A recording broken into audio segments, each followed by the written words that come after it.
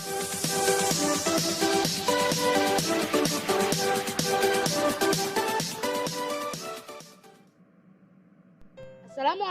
warahmatullahi wabarakatuh. Bagaimana kabar kalian hari ini? Semoga sehat selalu. Pertama-tama, saya mau mengucapkan selamat kepada kalian yang naik ke kelas 8. Di kelas 8 ini, kalian akan mempelajari hal-hal yang lebih seru lagi loh.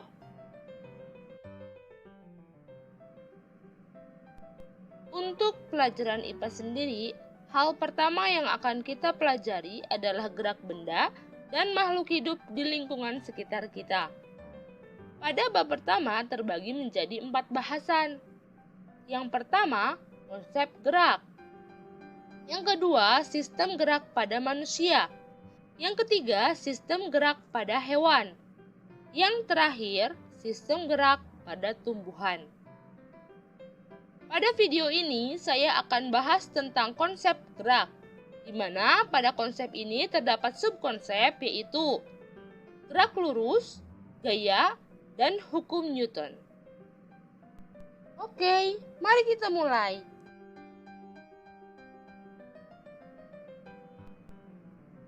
Pertama-tama, coba kalian perhatikan video ini. Ada apa saja sih yang bergerak? Ya, betul. Ada mobil, ada motor, ada manusia, dan ada hewan-hewan yang bergerak. Sekarang pertanyaannya, apa sih yang dimaksud dengan gerak? Gerak merupakan perpindahan suatu benda dari posisi awal ke posisi lainnya. Jadi, benda dikatakan bergerak jika posisinya berubah terhadap titik acuan. Apa sih titik acuan itu? Titik acuan adalah titik dilakukannya pengamatan terhadap gerak. Contohnya, mobil awalnya berada di titik ini.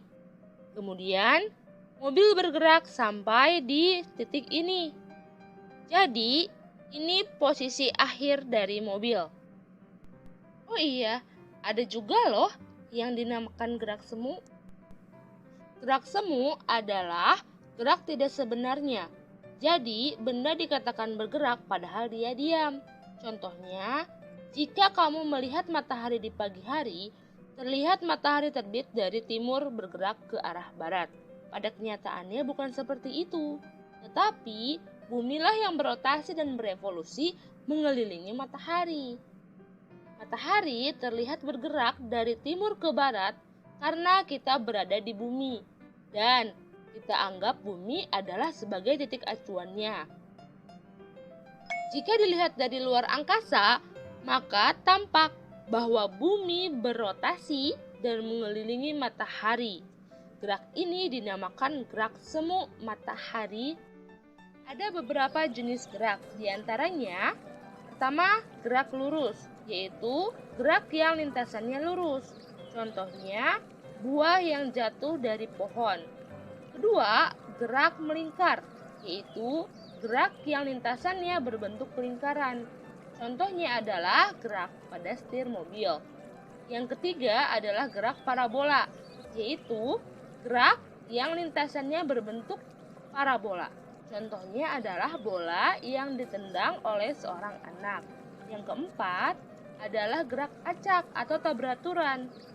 Gerak yang lintasannya acak. Contohnya adalah gerak dari kupu-kupu berikut ini. Nah, pada materi ini kita hanya akan membahas gerak lurus saja. Oke, sekarang kita coba perhatikan video berikut ini. Nah, dari rumah ke toko buku itu ada 10 km. Kemudian, ada mobil yang bergerak dari rumah menuju toko buku. Itu artinya, mobil ini menempuh jarak 10 km. Jadi, kita bisa simpulkan, jarak adalah panjang lintasan yang ditempuh oleh benda. Bisa dipahami kan? Oke, selanjutnya kita bahas perpindahan.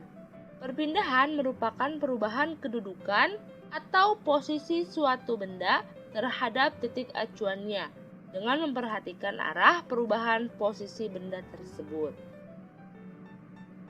Perubahan ini termasuk besaran vektor ya, karena ia memiliki nilai dan arah.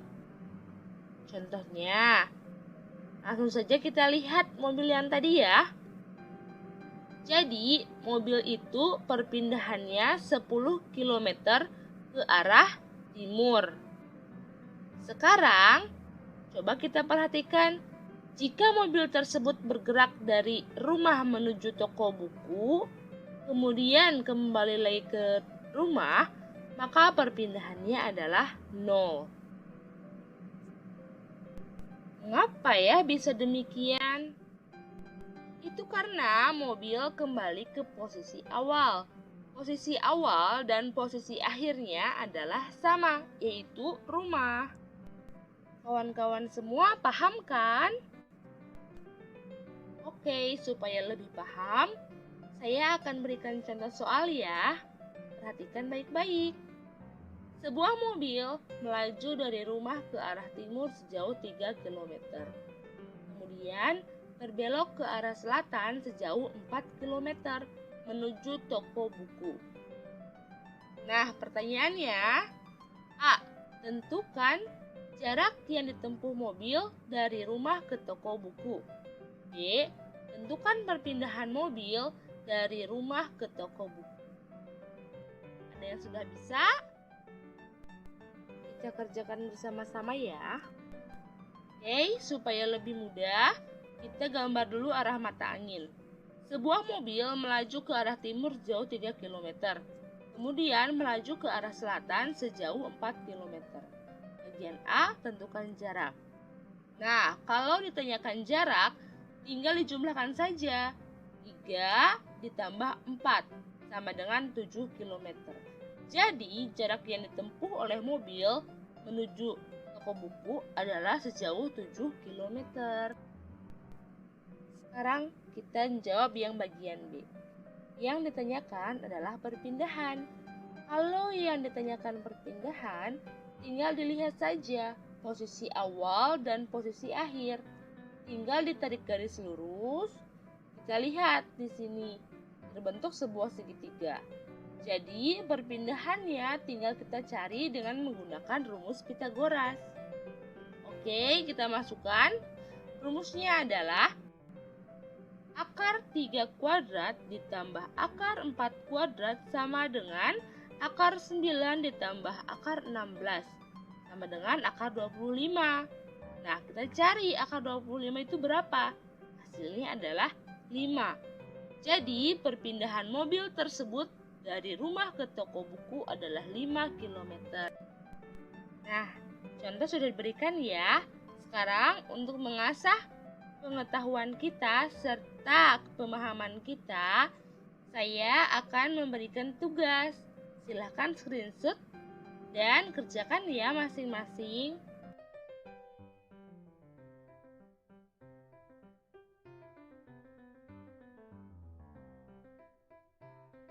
Assalamualaikum kawan-kawan.